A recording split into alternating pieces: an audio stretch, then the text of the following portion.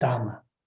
Most of the teachings that Buddha, the historical Buddha, had given, and the subsequent different Buddhist teachers have, explained and practiced, is very much initially, training our minds, thoughts, and emotions. And the training really starts with the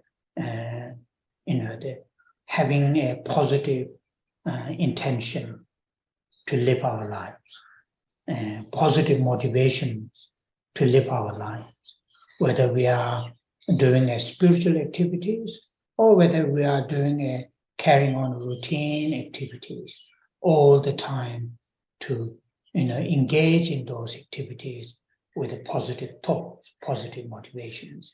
And this is really something very important practice we shouldn't ignore.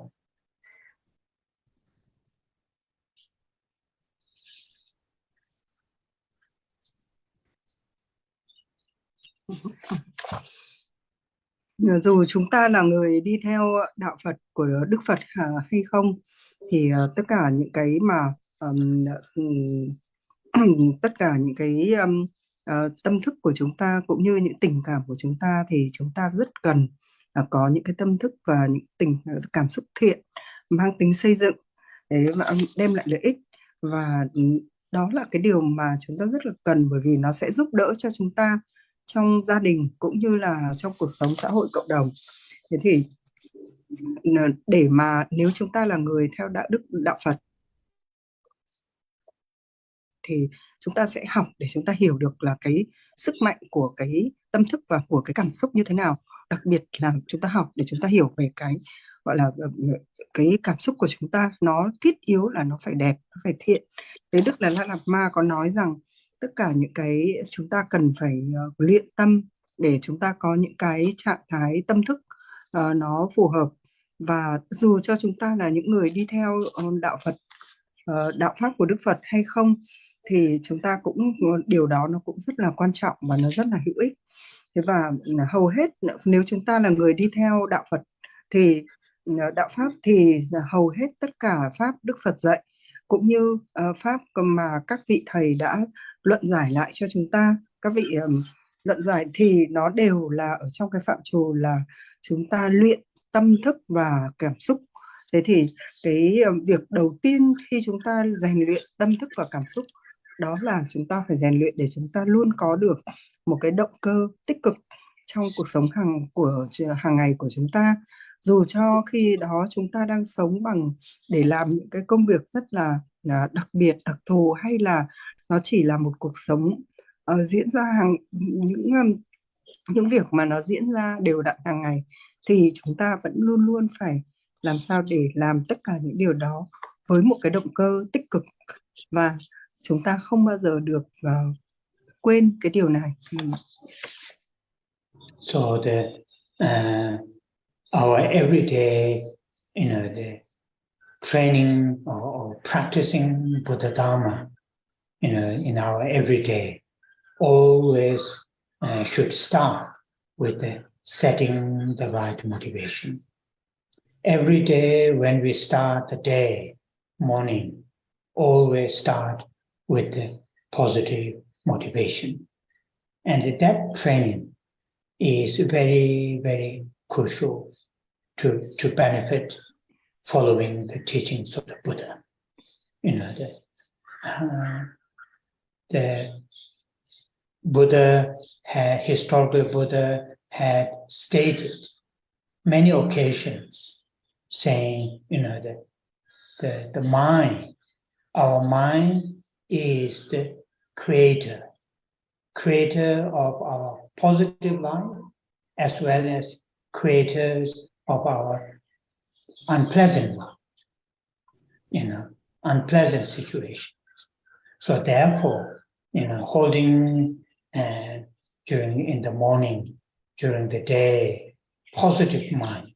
And in here, as a follower of the teachings of the Buddha, positive mind is, recalling, thinking the qualities of the Buddha, thinking the qualities of the Dharma, the features of the Dharma, and the thinking, recalling the qualities of the Sangha. At the same time, thinking these three jewels are my refuge. Buddha as my teacher, mentor, Dharma as to be practiced, to be experienced, to be applied in my life, and the Sangha as my spiritual friends, whom that I can look up as a role model.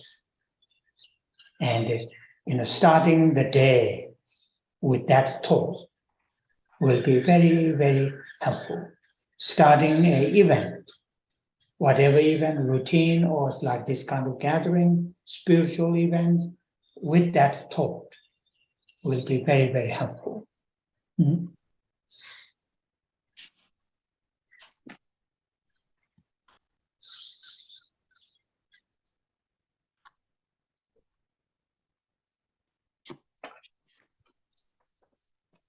Thực hành đạo pháp của Đức Phật nghĩa là trong cuộc sống hàng ngày của chúng ta thì chúng ta luôn phải làm sao phát khởi động cơ đúng đắn. Bất cứ khi nào chúng ta khởi đầu một ngày, chúng ta phải khởi đầu một ngày bằng một cái động cơ rất là tích cực theo như đạo pháp của Đức Phật. Và Đức Phật đã dạy trong rất nhiều lần là tâm thức của chúng ta chính là nơi tạo nên tất cả nỗi buồn.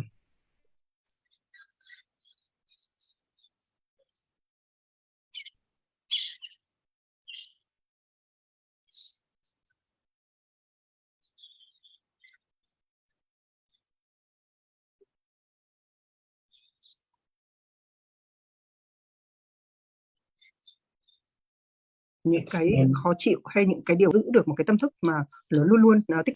Thế thì chúng ta nên hàng ngày tự nhắc nhở mình, cũng như là của tăng đoàn thì bảo thì chúng ta tự nhắc mình là đạo pháp của tăng đoàn là gì? Đức Phật là vị thầy của chúng ta, là vị dẫn dắt chúng ta, và pháp là để chúng ta thực hành, để chúng ta trải nghiệm và để chúng ta áp dụng trong cuộc sống. Còn tăng đoàn là những cái người mà thiện tri thức bạn của chúng ta, là những cái hình mẫu của chúng ta để mà chúng ta là học tập theo những cái phẩm chất của họ. Mà nếu như chúng ta khởi đầu một ngày như vậy, hoặc chúng ta khởi đầu một cái trước khi chúng ta tham gia một sự kiện, hay trước khi chúng ta thực hiện một việc gì đó đặc biệt, hay trước khi chúng ta khởi đầu những công việc bình thường thường lệ hàng ngày, thì chúng ta khởi đầu với một động cơ tích cực như vậy ấy, nó sẽ vô cùng là hữu ích. Although we can use and we should use to solve our, the day-to-day challenges, like financial challenges, like health challenges, like relationship challenges, family challenges, using worldly methods available. But as a follower of the Buddha, we should think, that our long-term refuge, our long-term solution, not only these financial problems, family problems, whatever, our long-term solution to benefit ourselves, to our families, our colleagues, our friends, and wider community, to think I have these three jewels: Buddha as my teacher, Dharma as my application to apply in my life, and the Sangha as my the spiritual friends. And those three are my long-term refuge and ultimate refuge, to benefit to myself, to benefit to others, to solve the difficulties, immediate difficulties and long-term difficulties, the ultimate solution, ultimate what you call the method, think in from our heart, are the three jewels.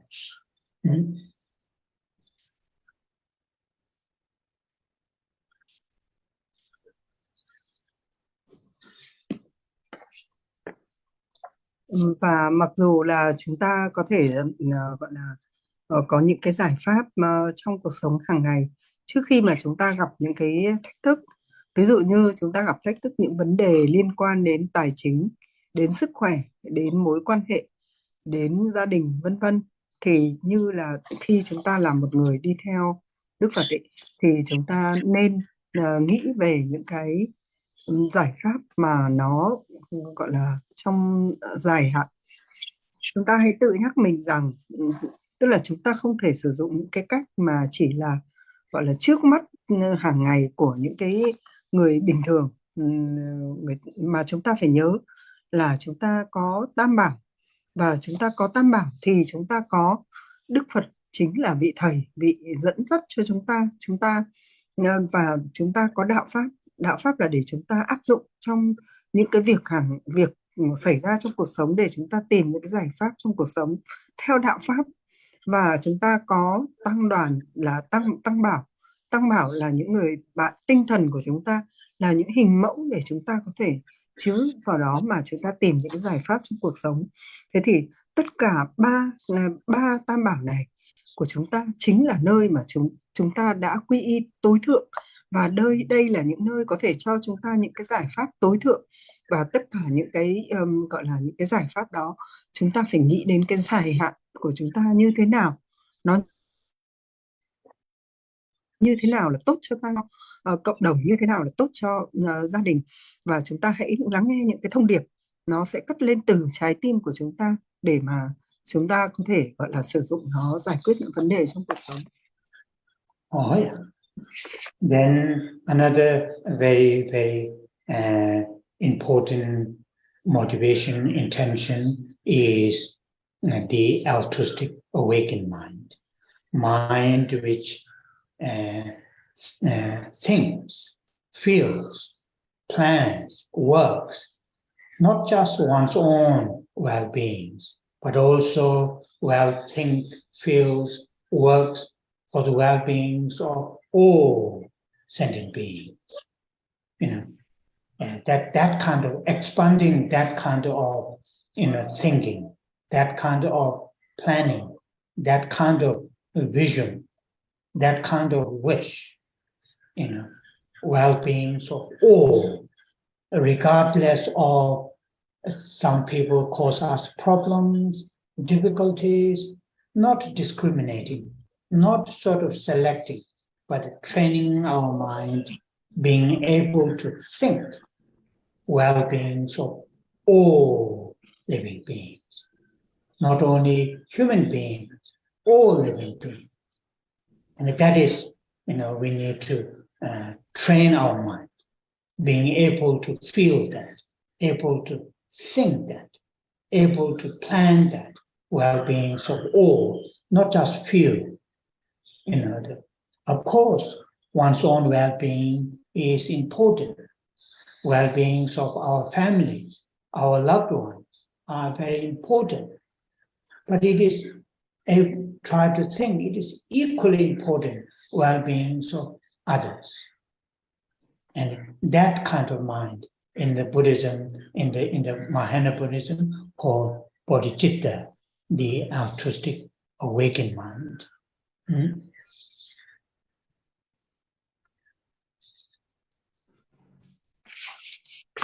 Và một điều rất là quan trọng nữa bên cạnh cái động lực đó chính là động lực đúng đắn khi chúng ta làm mọi việc, đó là chúng ta phải có một cái tâm thức rất là tỉnh thức.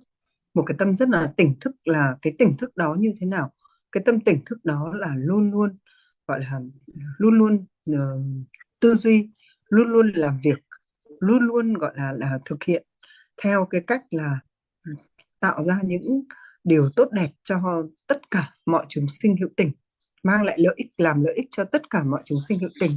Thế thì đó chính là một cái tâm thức mà chúng ta phải xác quyết là cái tâm đó nó không phải là nó chỉ gọi là nó chỉ cảm nhận hay nó chỉ cảm thấy là cái điều đó tốt, mà cái tâm đó là cái tâm mà của một người gọi là ước muốn, một người có tầm nhìn, một người có những cái việc dấn thân để làm tất cả những việc mà lợi ích cho tất cả chúng sinh hữu tình. Và cái việc lợi ích cho tất cả chúng sinh hữu tình này nó không phải là gọi là nó không liên quan đến việc là việc khó khăn hay việc như thế nào, hay là phân biệt là người phải là với người này hay là với người không. Nó không có cái sự lựa chọn phân biệt, mà nó là dành cho tất cả mọi chúng sinh hữu tình, không phải chỉ dành cho con người mà dành cho tất cả mọi chúng sinh hữu tình, là tức là mong muốn điều tốt đẹp cho tất cả, chứ không phải là chỉ có những cái gọi là khởi cái ước muốn, mà thật sự là có những cái dấn thân để mà là tạo ra để mà mang lại lợi ích cho tất cả chúng sinh hữu tình. Thì cái điều đó là đầu tiên là người ta sẽ nghĩ là điều nào tốt cho những người xung quanh mình, cho gia đình, cho cộng đồng. Nhưng nó không phải chỉ dừng ở đó, mà nó là còn điều nào tốt cho tất cả mọi chúng sinh hữu tình. Thì trong cái đấy là đây là một cái tâm rất là quan trọng. Khi mà chúng ta đã có cái động lực tích cực thì chúng ta lại phải có một cái tâm tỉnh thức về cái điều là luôn luôn ước muốn, luôn luôn tư duy, luôn luôn làm việc dấn thân để là mang lại lợi ích cho tất cả mọi chúng sinh hữu tình. Thì trong Phật giáo Đại thừa gọi cái điều này là Bồ Đề tâm. And think, to remind ourselves, to think, I am human being.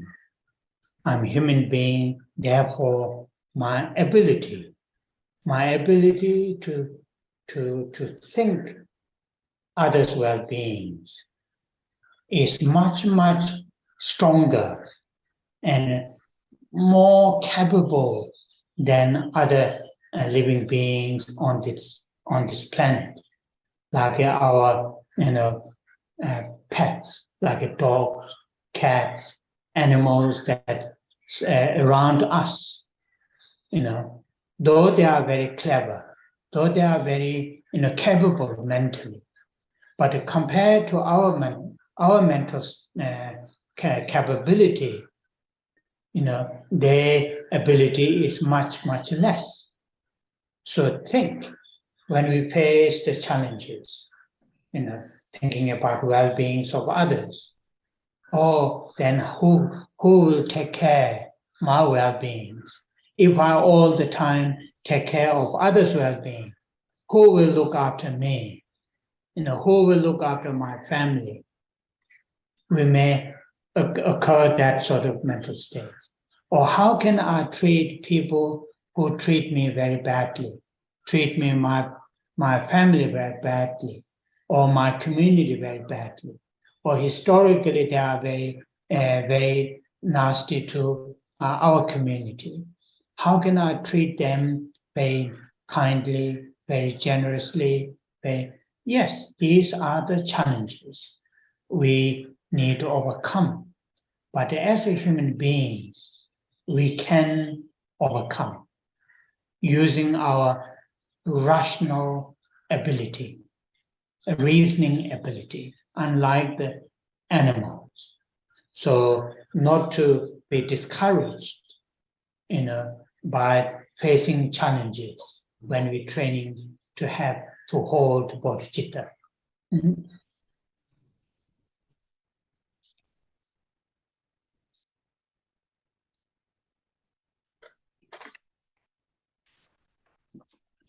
Chúng ta cần luôn nhắc nhở mình rằng tôi là một con người, và tôi là một người mà tôi có khả năng mang lại lợi ích cho người khác, và điều đó nó quan trọng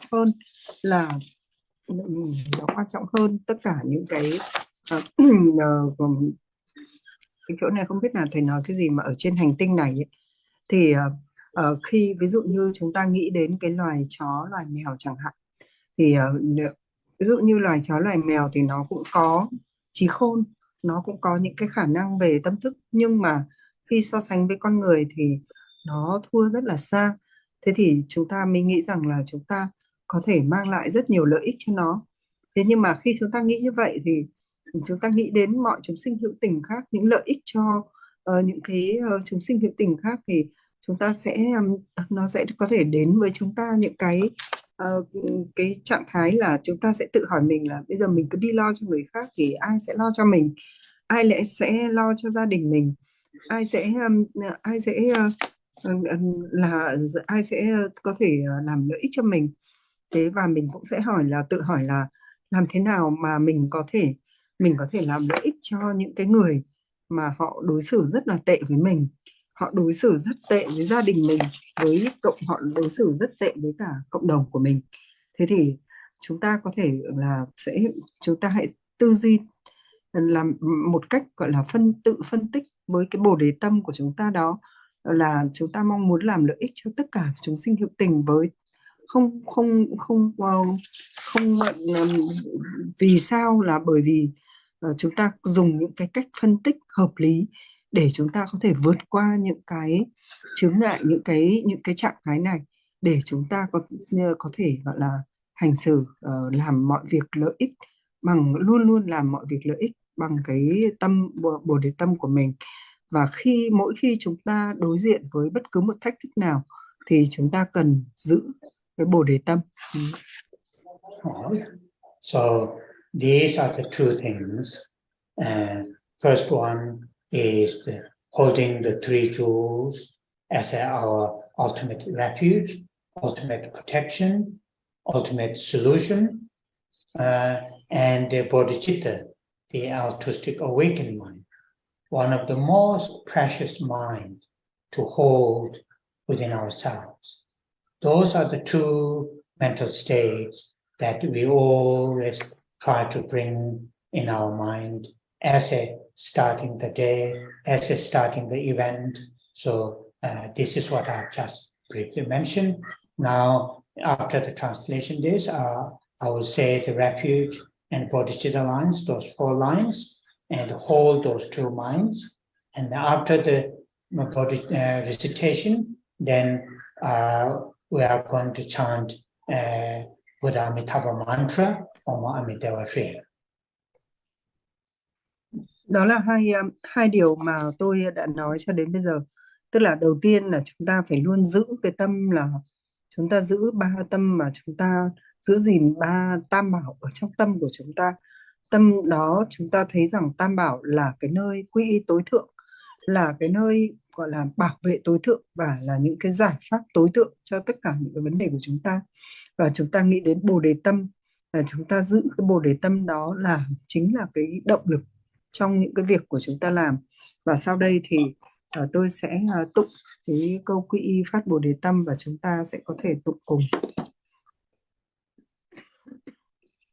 Sanje chedan to nama chanjo pado danen chanjo che dagi che she jive to nama di dola penje sanje dumba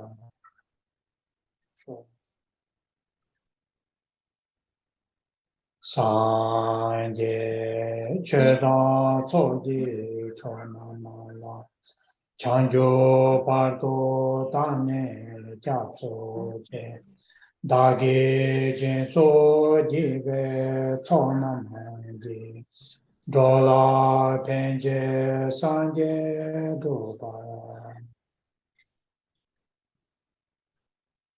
sanje chedan soji chonamandi chanjo pardo dane japso che dagi jinso jive chonamandi dola penje sanje dobara.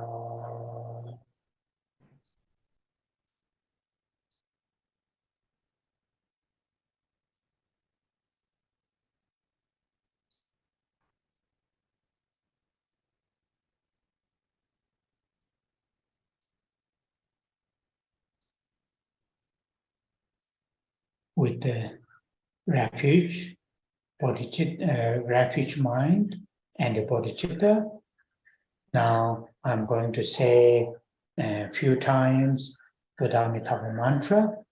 While I'm saying the mantra, you can say, or you can just simply hold a strong love and compassion. Start towards first oneself, one's own loved ones, and gradually to extend towards all living beings, to express strong love and compassion towards all living beings, and hold that kind of mind while I'm saying the Buddha mantra.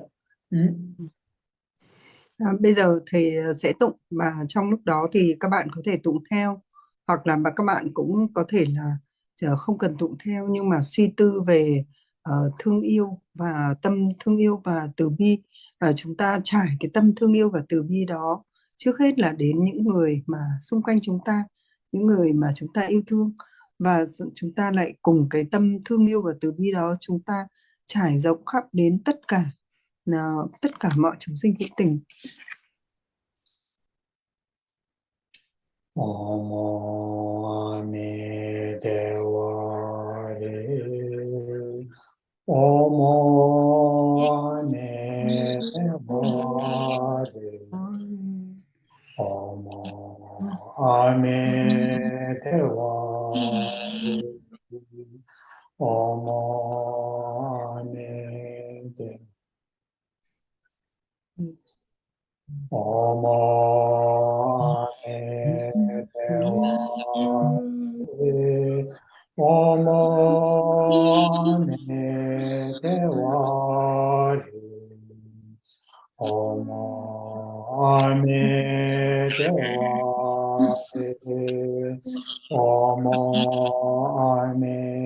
Dewa Om Ni Dewa Re Om Ni Dewa Re Om Ni Dewa Re Om Ni Om Dewa Re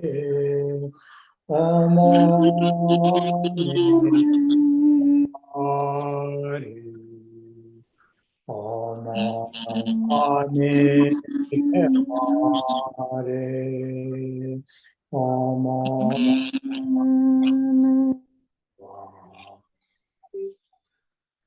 Om Ni Dewa Re Om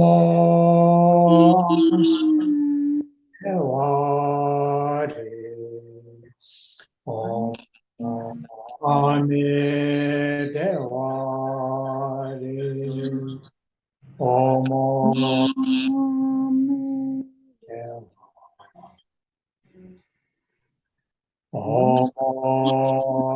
Ni Dewa Re Om Ni Dewa Re Om Ni Dewa Re Om Ni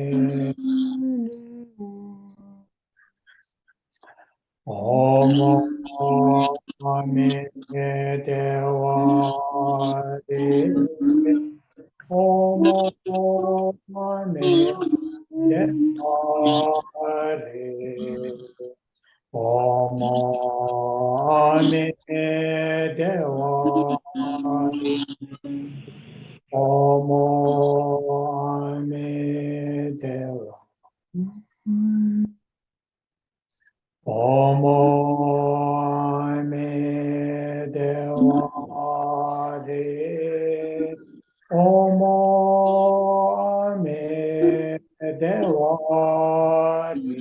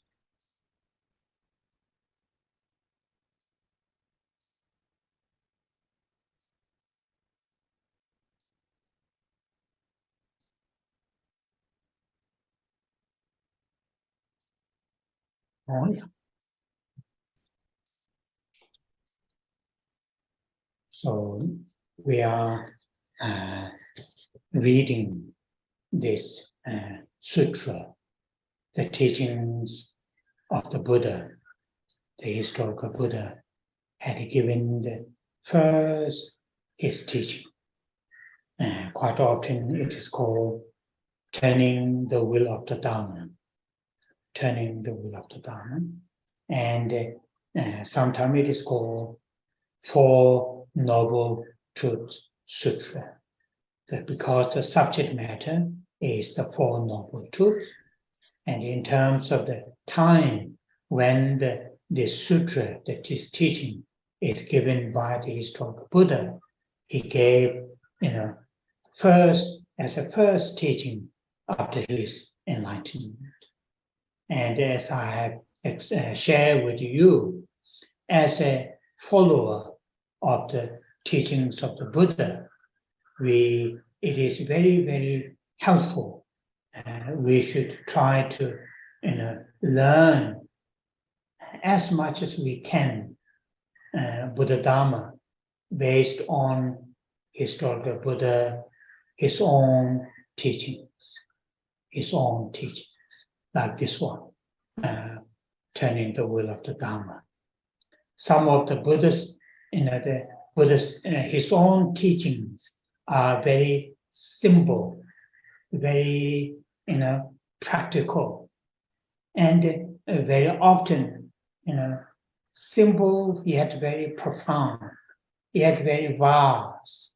So therefore, like this sutra, I feel very, very, very important for the follower of the Buddha to learn this sutra.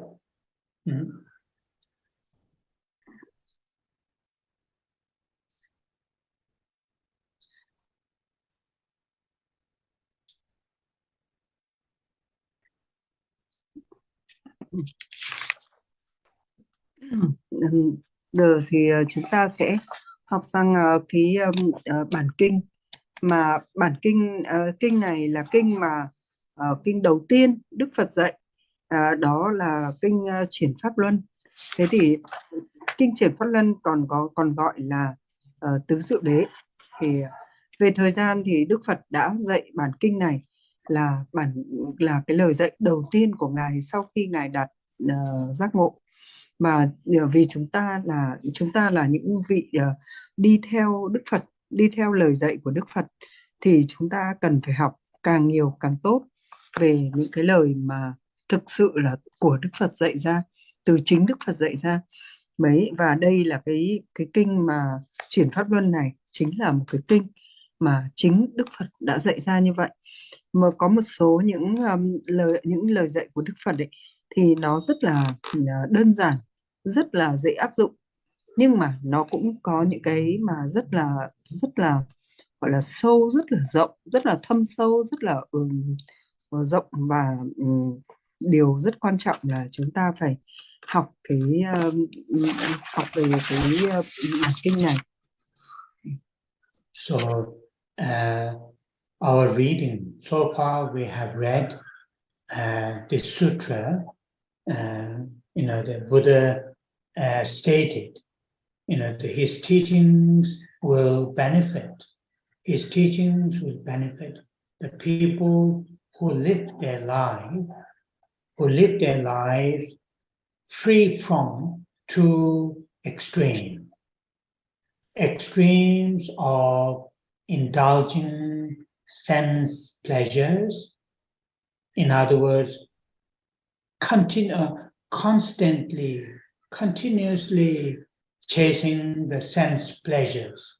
Those sense pleasures are important, but all the time, all energy that we have, all resources that we have, all time that we have, just chasing to gain sense pleasure. That is the one extreme. If people live in that kind of life, his teaching will not that much benefit. So that's the one extreme. The other extreme is people who live their life completely neglecting their basic necessities: sleep, food, shelter, medicines, friendships, neglecting those basic necessities. Again, those people who live that life, that kind of lifestyle, his teachings will not benefit a great deal. So living a middle way lifestyle, that is what we have already, that part is we already read, and I'll repeat that because that is important. That is important. Like a container. If we have a delicious food to cook, ingredients, delicious food to cook, if the container is clean, if the container hasn't got any hole at the bottom, then we can make those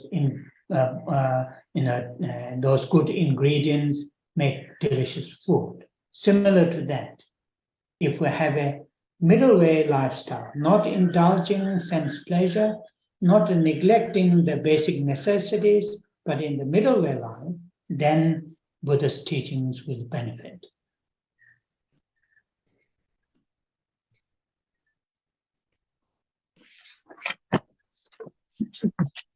Khi chúng ta đọc cái bản kinh kinh chuyển Pháp Luân này thì Đức Phật có chỉ ra rằng là những lời dạy của Ngài sẽ mang lại lợi ích cho những ai sống một cuộc sống mà không bị rơi vào hai cái cực đoan.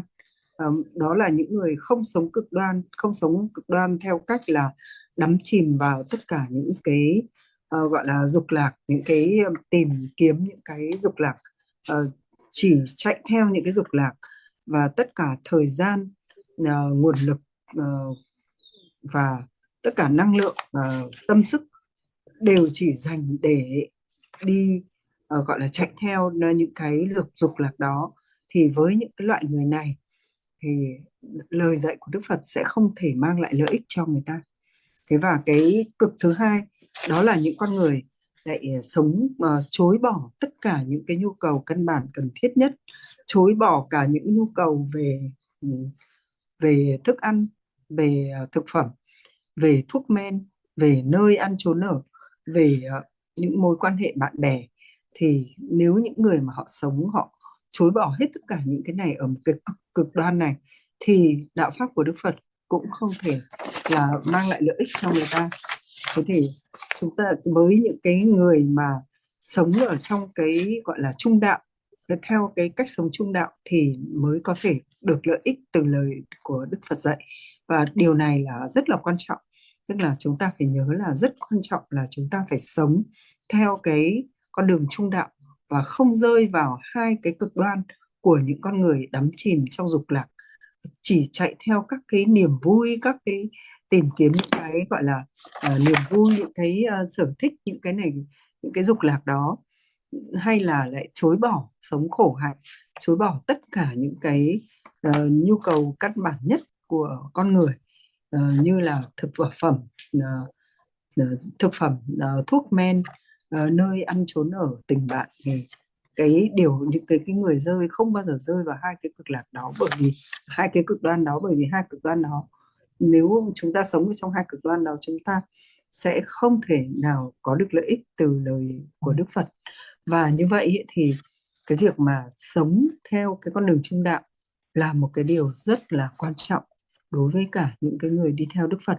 Cũng giống như khi chúng ta muốn nấu một bữa ăn ngon ấy, thì chúng ta sẽ cần là phải có nguyên liệu ngon, chúng ta sẽ cần phải có một cái nồi, bởi vì cái nồi đó nó phải sạch, nó phải nguyên vẹn. Nếu như cái nồi đấy mà nó không sạch, mà hoặc là nó bị thủng lỗ hay gì, thì chúng ta sẽ không thể nấu được.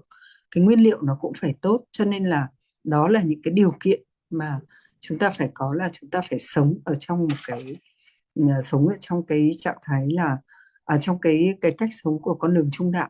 Thì cũng đấy là cái tương tự như vậy, tương tự theo cái cách như vậy mà những người sống ở trong theo con đường trung đạo thì lời dạy của Đức Phật mới mang lại lợi ích. Oh yeah. So then what is that middle way path? Path that the Buddha, the historical Buddha had found, to really gradually to experience enlightenment, gradually to overcome all the difficulties. And in that case, Buddha said he found noble eightfold path, and that's what we are reading. Out of the noble eightfold path, last Wednesday we look at the right, right speech and right action. Out of the 8, right speech and right action. We look at that, and those are the very basic, but those are the area that we need to make progress in our spiritual journey. Right speech in the sense avoiding using those harsh words, those unpleasant words, and so on and so forth. I don't need to say one by one. All of us know, what are the from our own experiences, what are the speeches that cause us pain when other people use on us, when other people use on our family members, on our friends. Some of those speeches cause pain and difficulties.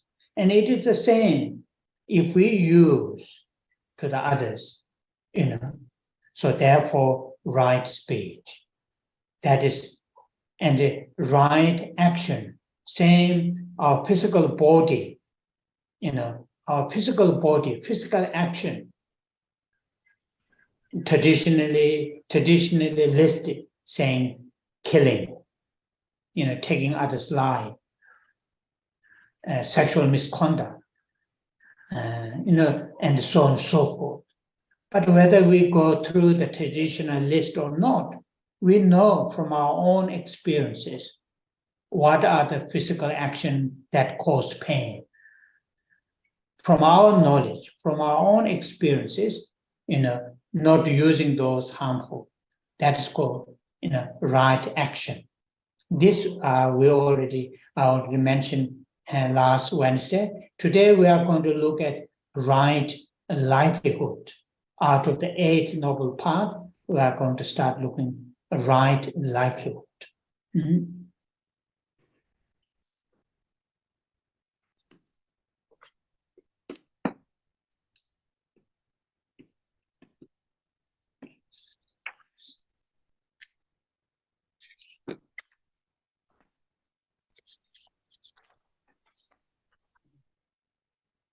Vậy thì con đường trung đạo là gì?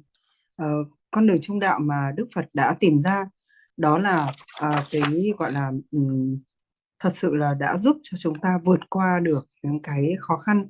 Và thì con đường mà Đức Phật đã tìm ra đó là con đường chúng ta đi theo là bát chánh đạo. tức là 8 cái con đường mà chân chính. Thế thì con đường thứ nhất đó là chúng ta phải có cái gọi là chánh nghiệp, tức là chúng ta có những cái hành động đúng đắn. Hành động đúng đắn đó là tất cả những cái gì hành động về vật của cơ thể vật lý của chúng ta, là chúng ta không được phạm vào những cái việc như là giết chóc, như là xâm phạm về thân thể, hay là làm những cái việc tổn hại, gây đau đớn, gây khó khăn cho người khác, gây tổn hại cho người khác. Thì những cái việc này ấy, nó trải qua chính cái kinh nghiệm của trải nghiệm của chính mình, bằng cái hiểu biết của chính mình, chúng ta sẽ biết là những cái hành động nào nó sẽ gây ra đau đớn, nó sẽ gây ra tổn hại cho người khác mà chúng ta không được phạm. Thế và thứ hai nữa là tránh ngữ. Thì khi mà tránh ngữ ấy, là chúng ta sẽ phải gọi là tránh cái việc là chúng ta nói những cái lời thô ác, những lời mà gọi là làm cho người khác, người ta cảm thấy nó khó chịu, làm cho người ta cảm thấy đau đớn, và làm cho người ta cảm thấy khó khăn, thấy tổn thương. Thế thì thường nếu như mà khi một người, chúng ta hay có một cái thói quen là khi một người ta dùng những cái lời thô ác, những cái lời gây ra những cái khó khăn, những cái tổn thương cho mình ấy, hay là cho gia đình mình, ờ, tạo ra những cái khó khăn cho mình, thì mình lại dùng những lời đó để mình nói lại, hay là mình dùng theo cái cách đó. Thì khi mà mình nhận thức là mình tất cả những cái lời đó mình đều phải tránh, mình không dùng cho người khác bất cứ một cái lời nào mà một cái lời nào mà gây ra cái gọi là những cái đau đớn, tổn thương, khó khăn, tạo những cái khó khăn cho người khác, thì mình tránh. Và đó là mình nói về cái là tránh ngữ, là cần thiết là như vậy. Và bây giờ là thầy sẽ nói về cái gọi là right livelihood. So the third one, right livelihood, it refers to, we need food, shelter, medicines, friendships, those basic necessities for our survival. Our survival is important, and particularly when we live in a community. So those requirements for our well-being, how to collect those, how to bring those, our necessities. And that is here talking about right livelihood. We are living in a community. So, and we are living in the very high demanding materialistic things. So how can we live? How can we bring those, our needs? And bottom line is to get those, our necessities for survival, for our well-beings, our family's well-beings, our children's well-beings. All those basic necessities that we need should obtain minimum deliberately, intentionally, with the possibility not harming others, physical body, others' minds, others' environment, and so on and so forth. That is the minimum. That's the minimum. And therefore, learning how to live our life. And this is very crucial, right livelihood.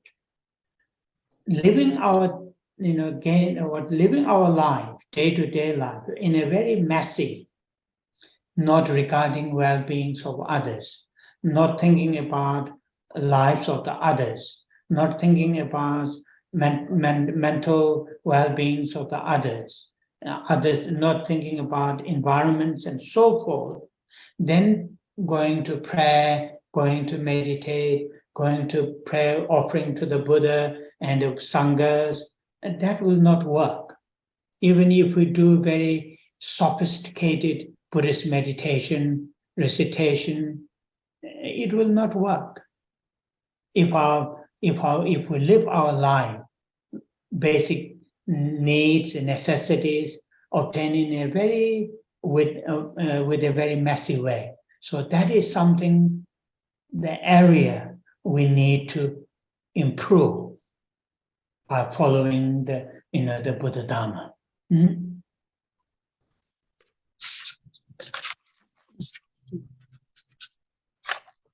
Ví dụ như trong cuộc sống bình thường thì chúng ta cần thức ăn, cần thuốc men, cần nơi ăn trốn ở, cần những mối quan hệ bạn bè là để chúng ta có thể tồn tại. Đây là những cái nhu cầu căn bản mà chúng ta có để tồn tại và để chúng ta có thể sống một cuộc sống nó ổn. Thế nhưng mà khi mà chúng ta nói đến cái là làm thế nào để mà những cái cần thiết đó thì trong cái cuộc sống, nếu như chúng ta sống theo đạo pháp của Đức Phật thì chúng ta cần phải quan tâm đến rất nhiều những cái điều gì mà nó diễn ra xung quanh chúng ta. Chúng ta mong muốn những cái điều gì, là chúng ta mong muốn những cái điều mà nó phải phù hợp với tất cả mọi người xung quanh, chứ không phải là chúng ta sống bằng những cái mong muốn mà nó chỉ là những cái gọi là chỉ theo như là cái mong muốn của mình. Mà ví dụ như mình ngồi thiền hay là mình thực hiện những cái việc đạo pháp để làm gì mà nếu như chúng ta không quan tâm đến tất cả những cái hoàn cảnh xung quanh chúng ta, đến mọi ảnh hưởng đến mọi người xung quanh chúng ta. Cho nên là đây là cái điều mà quan trọng của cái việc mà chúng ta đi theo đạo pháp. So here what is important is, we having, of course we need to obtain our needs, food, shelter, medicine, social interaction, and so on and so forth. We need to obtain those. But how to obtain those? All the time, pay attention. And the bottom line, this is, I'm repeating again, the bottom line, obtain our needs intentionally, deliberately, not causing harm to others. And that is here we are talking about practicing right livelihood. Practicing right livelihood.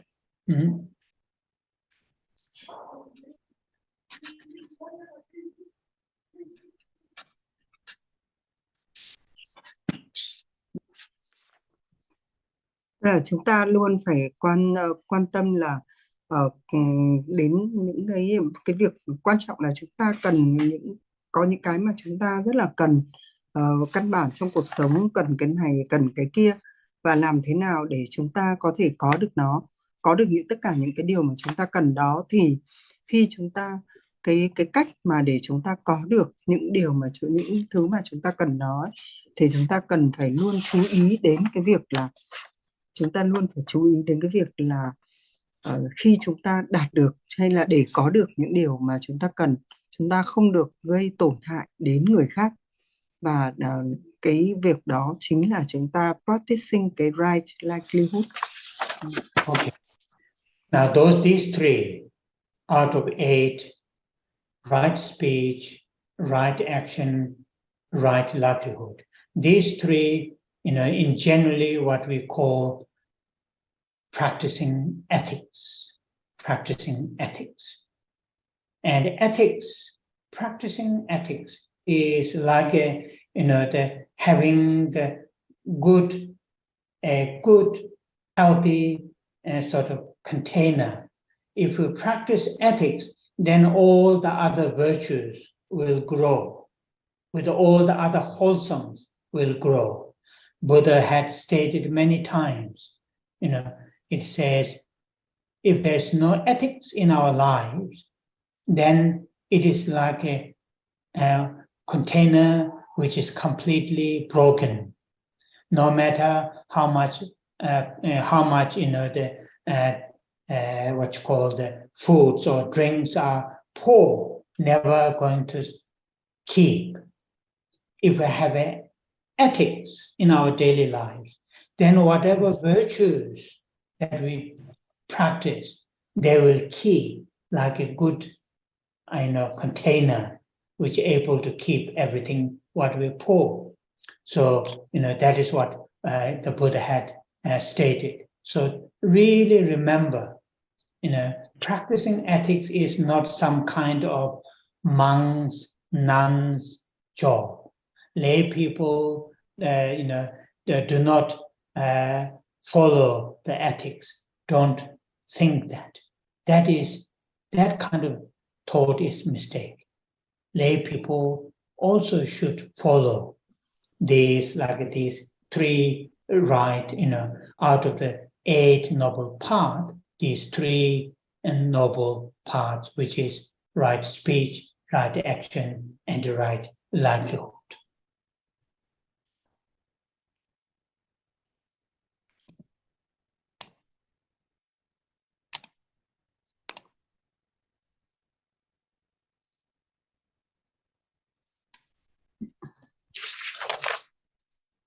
Và ba cái mà của đầu tiên của cái bát chánh đạo này, đó là cái gọi là cái hành động đúng, right action này, và cái gọi là chánh ngữ, tức là những lời nói lời đúng đắn và những cái mong muốn đúng đắn. Thì cả ba cái này là chúng ta làm cái gì chúng ta cũng phải dựa trên ba cái này. Nó là cái vấn đề của đạo đức, của giữ giới, nó thuộc phạm trù của đạo đức và giữ giới. Và nếu như chúng ta có đạo đức và có giữ giới thì tất cả những cái phẩm hạnh của một con người giữ giới và có đạo đức nó mới đến được, nó mới có được.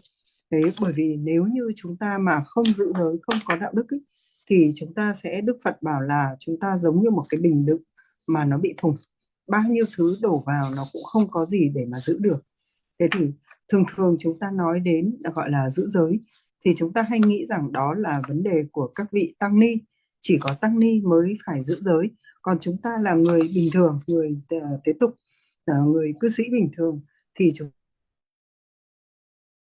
ta không cần thiết phải giữ giới, và cái vấn đề đạo đức nó không phải là cái vấn đề quá quan trọng. Nhưng đó là một cái, nói như vậy là một cái sai lầm rất là nghiêm trọng, bởi vì 8 cái con đường đúng đắn, 8 cái bát chánh đạo này là chính là những cái con đường mà sẽ giúp ích cho chúng ta và sẽ gọi là định hướng cho chúng ta một cách đúng đắn. Cho nên nếu như chúng ta phải giữ giới và làm theo cái bát chánh đạo này chứ chứ không phải là chỉ tăng.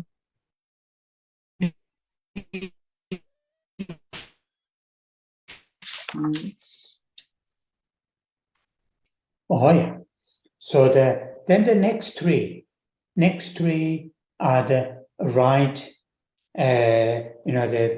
right effort, right mindfulness, and the right concentration. Out of the 8 noble paths that Buddha had found, the first 3 already done. Now the next 3 are the right effort, right mindfulness, and the right concentration. So we will look at the first 2, right effort and right livelihood, right mindfulness. If we understand those 2, right concentration is part of those 2. I will not explain separately. So right effort, to make progress in our spiritual journey. Like, for example, to live right livelihood, to live with the right livelihood, to live with the right speech, to live with the right action, we need to put effort. Without putting effort, we will struggle. Effort in the sense, continuation, consistency. If there's no continuation to live right livelihood, then it's difficult. If there's no continuation to practice right speech, then again, progress will be very, very slow. So as in our, for example, in our daily lives, or when we work very diligently, very consistently to obtain, the worldly things. If we do that day by day, week by week, month after month, we get the result. Similar to that, in our spiritual journey, in our spiritual journey, to make the progress, have to have the continuation, have to have the consistency, have that kind of energy, keep moving forward. That is right effort. Quite often in Buddhism, the effort is, the analogy is used, that kind of, continuation of that water stream or river. River flows from the high mountains to all the way, so some of those big rivers, all the way to the ocean without stopping. Similar to that, one of the Tibetan, I think the first Dalai Lama, Gendun Duk, and in his prayer to Tara, and that is what he, when it comes to the effort, he used the analogies. So the effort should be maintained, should be stay as like those streams, water streams. So when we practice Dharma, right livelihood, right speech, right action, need consistency, need continuation, then we will see the result. Occasional, from time to time, will not bring the result.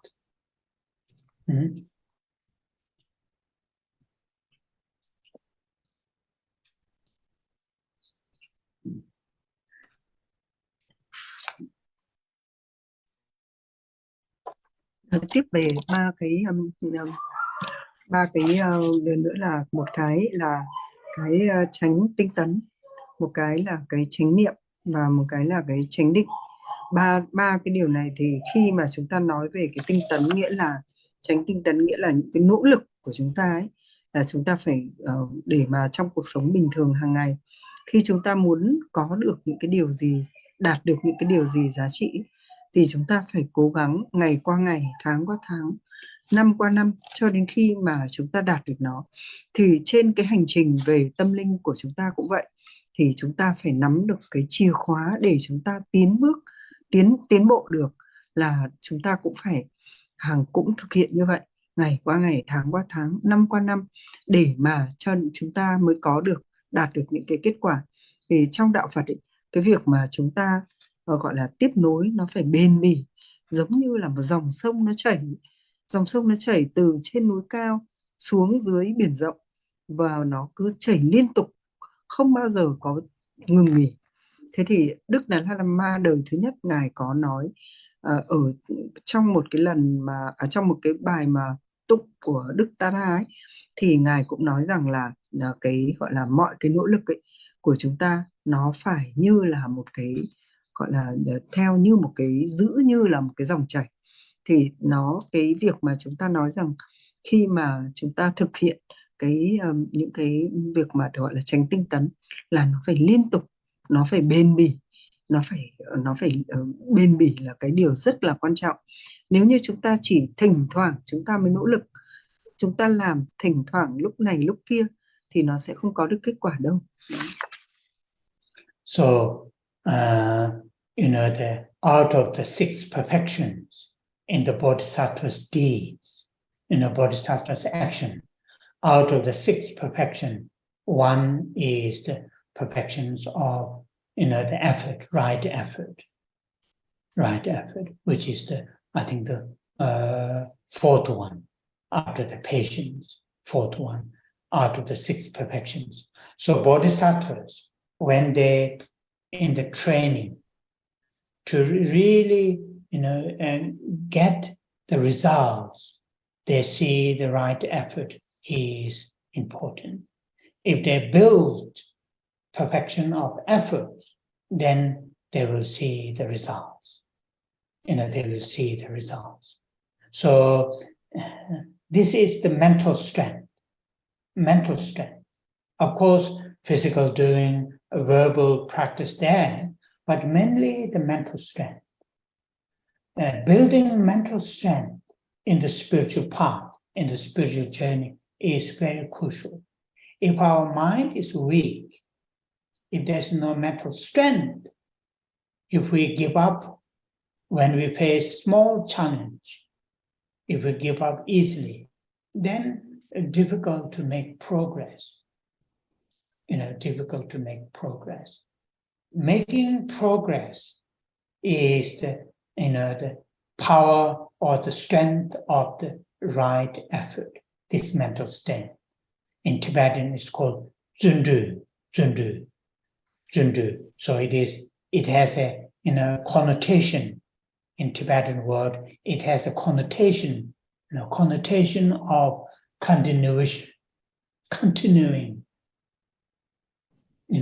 So therefore, Buddha, out of the Noble Eightfold Path, Buddha choose one of the Noble Eightfold Path is the right effort. Very, very important mental qualities.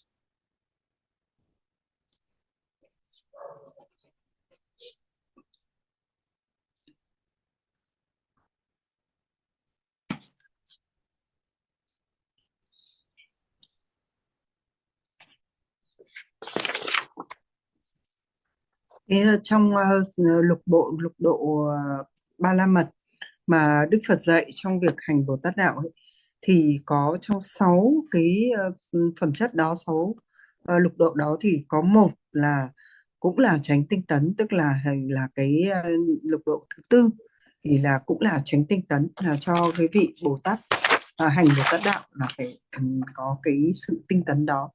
Thế thì bởi vì tại sao mà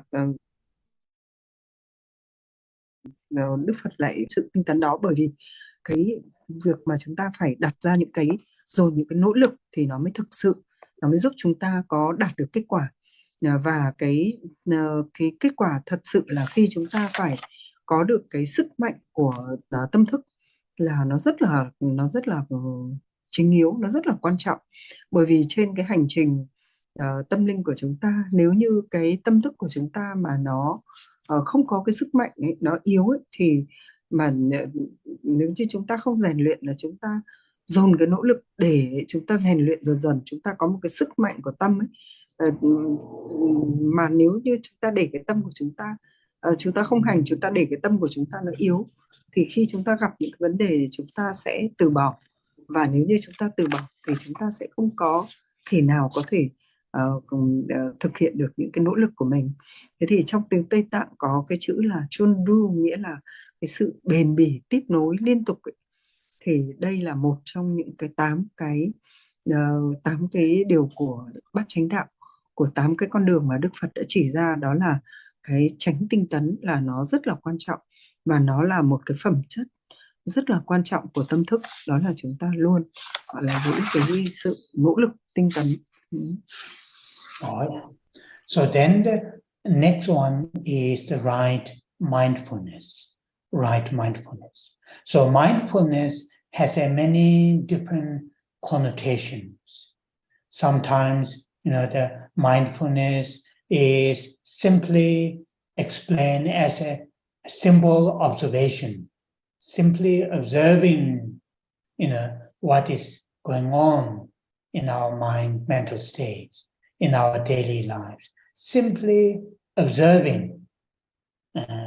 Sometimes, the mindfulness is interpreted in that kind of function.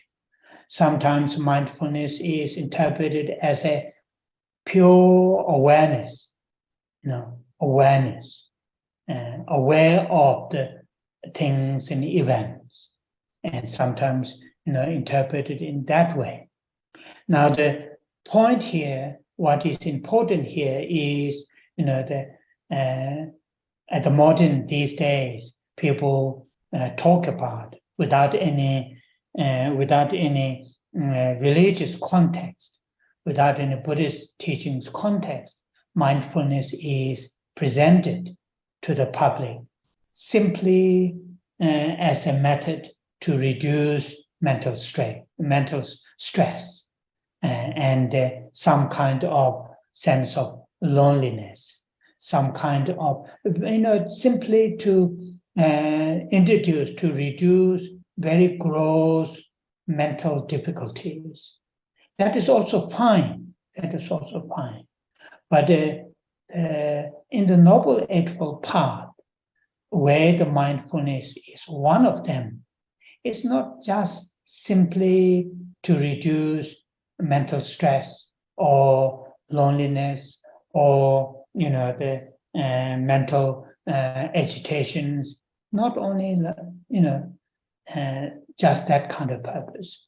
Here, the mindfulness within the Noble Eightfold Path, it has a wider perspective.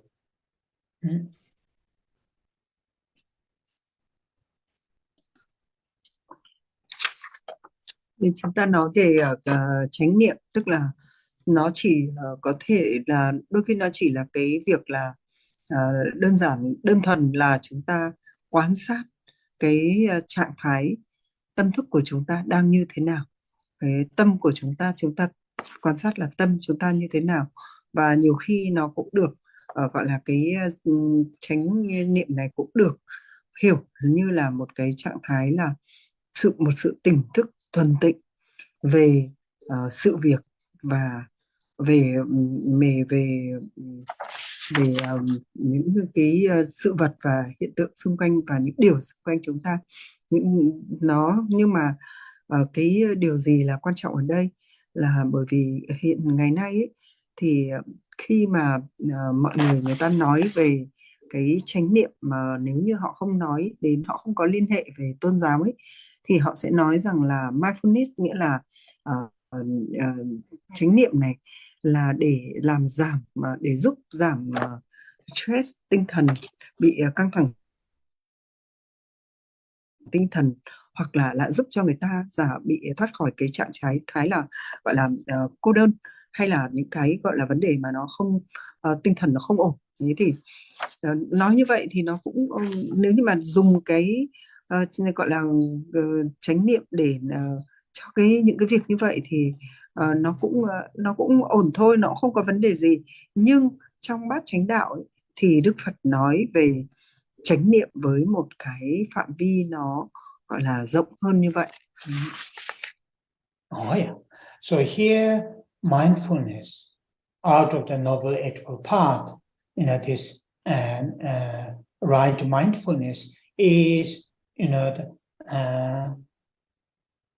not just being aware of, or not just being observing what is happening in our minds, in our thoughts, in our emotions, in our lives, day-to-day lives, not just pure observing or pure aware of these things, but it is more than that. It is mindful of this life is impermanent. Mindful of this life is not perfect. Mindful, this life has, though there are many good qualities, but also there are many challenges. This life is result of, the afflictions and the negative karma. So being, mindful of nature of life, impermanence, for example. Constantly be mindful, nature of impermanence. Constantly be mindful that life is not perfect, and so on and so forth. That is here, important when we talk about mindfulness.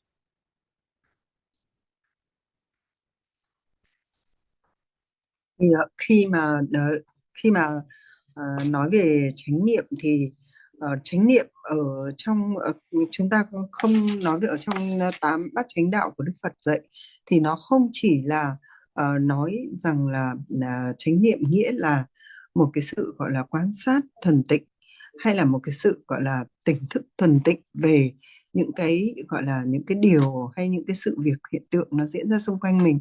Mà cái chánh niệm của Đức Phật dạy ấy, nó cao hơn như thế nhiều. Đó là nó không phải là chỉ là gọi là chúng ta tỉnh thức và quan sát về cái suy nghĩ, về cái tâm thức, hay là về những cái trạng thái tâm của chúng ta, mà cái chánh niệm ở trong đạo Phật nghĩa là chúng ta chánh niệm để chánh niệm về cái sự vô thường, về tất cả mọi sự vô thường xung quanh của chúng ta đều là vô thường, và chúng ta chánh niệm về cái gọi là chúng ta hiểu rõ về cái việc là cuộc sống này là không hoàn hảo, về mọi sự không không có sự hoàn hảo. Thứ ba nữa là luôn có những vấn đề, những cái thách thức, dù cho nó có thể có rất nhiều những cái phẩm chất, có nhiều điều tốt đẹp, nhưng nó luôn luôn có những thách thức đến. Và cái thứ tư đó là mọi điều của cuộc sống này nó đều là kết quả của tất cả những sự nhiễm ô và nghiệp bất thiện. Cái thứ năm nữa là cái bản chất gọi là tự nhiên của cuộc sống. Thì cái điều mà khi mà chúng ta nói đến chánh niệm của Đức Phật dạy nghĩa là chúng ta thường xuyên nhận thức đầy đủ về những cái trạng tỉnh thức, thường xuyên liên tục tỉnh thức và về những cái điều mà gọi là chân lý tự nhiên của cuộc sống, là những cái điều như vừa nói trên, nghĩa là nó bất toàn, nó gọi là vô thường, và nó đầy những cái biến chuyển thách thức, và nó là cái kết quả của những cái nghiệp bất thiện và những cái điều và của sự nhiễm ô. So yes, it is very, very useful to train to have a mindfulness, starting from the observing our breathing, observing our activities, be mindful of our body and speech activities. It is very, very skillful training. But for the Buddhist practitioner, the mindfulness practice is more than just observing breathing, observing what is happening in our mind. No, more than that. So that is something important, because mindfulness is the mental mechanism to hold things together, not to fall into pieces, or not to forget it, what we have learned in the past. It is the mechanism, if we, if you have the traditional cleaning room, broom, traditional broom, and so many small pieces of sticks and put together. I'm talking about in India, put together and bind with the string together, then use the cleaning the room. You may have in Vietnam too. That's a traditional. I mean, these days use the vacuum cleaner, but traditionally that is how it is. Clean room, it is clean. Individual small piece of stick or the grass, and they hundreds of them bind together, bind by a string or whatever. And mindfulness is like that. If what we have learned last week, last month, last year, how to practice Dharma, nature of impermanence, if mindfulness is there, then they all stay to the present, right here and now. Very, very helpful mental state.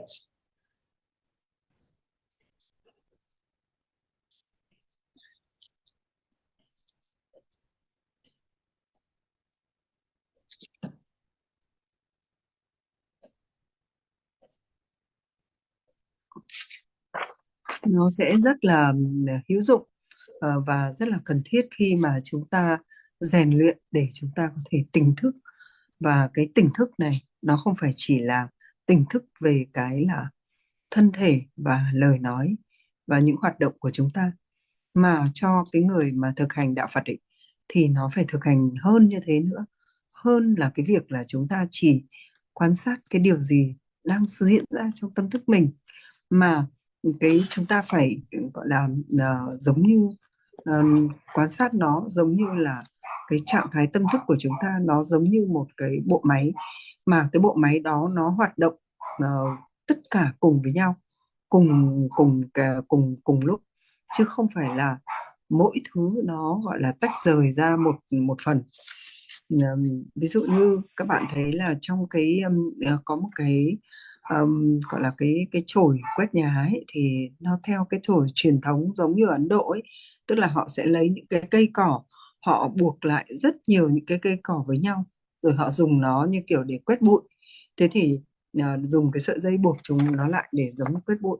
Thì cái sự tỉnh thức của chúng ta, chánh niệm của chúng ta ấy, nó cũng giống như theo cách như vậy, tức là chúng ta phải đem tất cả những gì mà chúng ta đã trải nghiệm, chúng ta đã học từ năm ngoái, từ năm trước, từ ngày hôm qua, từ ngày hôm trước, tất cả để chúng ta đem đến để cái hiện tại này, vào cái giây phút này, để chúng ta có thể nhận thức được, để chúng ta có thể gọi là chánh niệm được về, ví dụ như về vô thường là như thế nào, tất cả những gì chúng ta đã từng trải nghiệm về vô thường, để cái giây phút hiện tại và ở đây này chúng ta có cái chánh niệm về vô thường.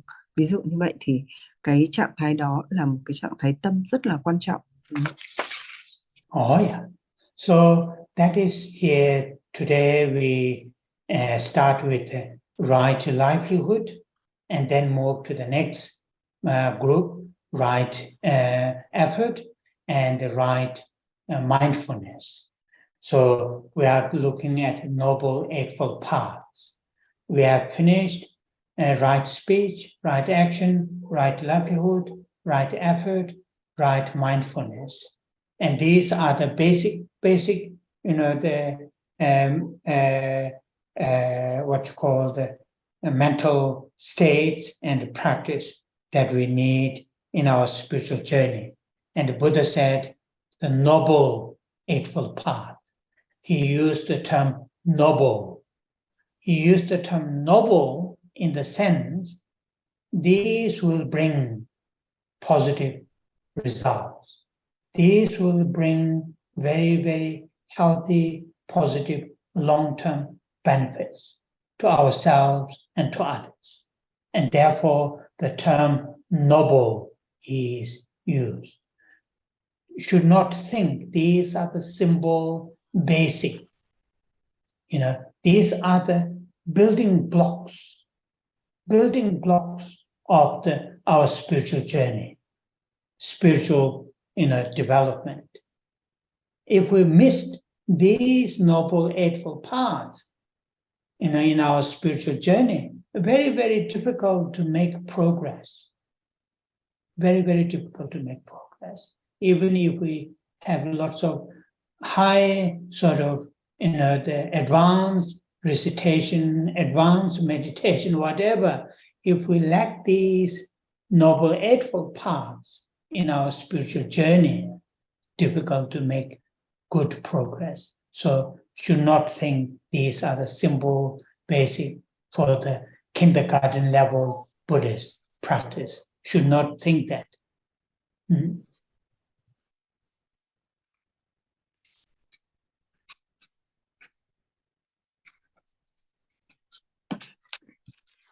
Cái ngày hôm nay thì chúng ta đã bắt đầu bằng cái đầu tiên là cái chánh tư duy, và chúng ta đã nói về cái gọi là chánh niệm. Thế thì chúng ta đã nói về chánh ngữ cũng như là chánh nghiệp. Thế thì khi mà chúng ta nói là gọi là bát chánh đạo ấy, thì trong cái bát chánh đạo này thật ra là Đức Phật đã dùng cái chữ là noble, tức là quý giá, tại vì sao mà Đức Phật lại dùng cái chữ noble này? Bởi vì cái noble quý giá ấy, nghĩa là vì nó mang lại cái kết quả tích cực. Thứ hai là nó mang lại lợi ích trong dài hạn cho mình và cho mọi người. Thế thì cho nên là mới gọi là noble là vì như vậy. Thế thì chúng ta không nên nghĩ rằng chúng ta bảo là học bát chánh đạo nghĩa là học những cái 8 cái điều nó rất là gọi là căn bản. Thật ra bát chánh đạo ấy, nó là một cái nền tảng rất quan trọng để chúng ta có thể phát triển trên cái hành trình tâm linh, chúng ta có thể đi tiếp trên cái hành trình tâm linh của mình. Nếu như chúng ta mà không có được, chúng ta bỏ lỡ và chúng ta không có được cái bát chánh đạo ấy, thì chúng ta không thấm nhuần bát chánh đạo được ấy, thì về sau chúng ta sẽ rất khó khăn để có thể gọi là tiến bộ, để có thể đi tiếp trên hành trình tâm linh. Cái hành trình tâm linh này chúng ta phải rèn luyện được bát chánh đạo.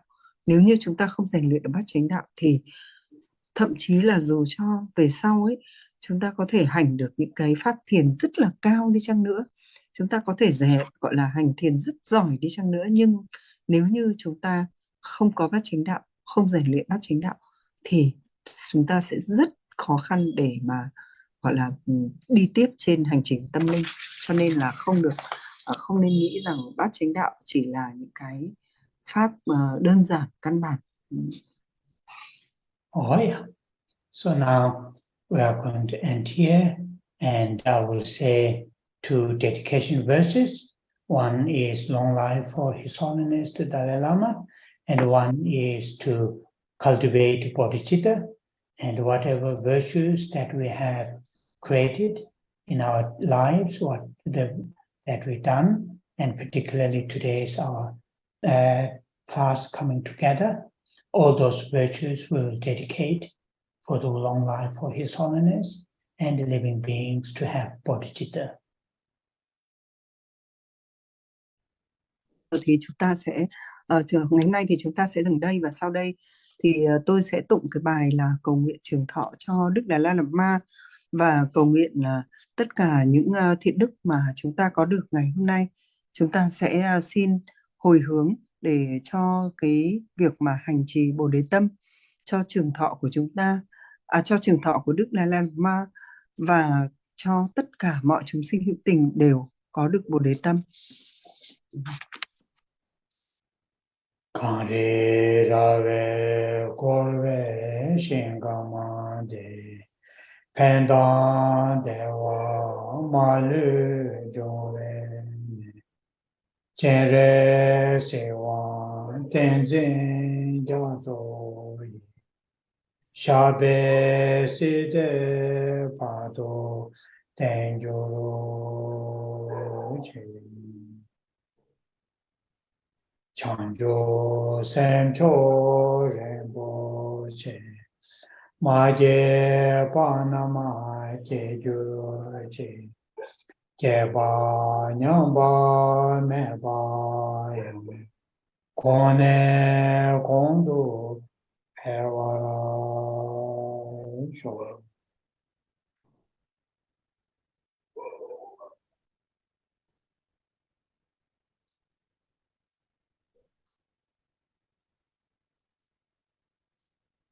Oh yeah, thank you very much.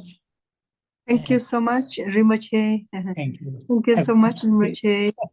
Thank you. Thank Thank you. Good night. Thank you, Rinpoche.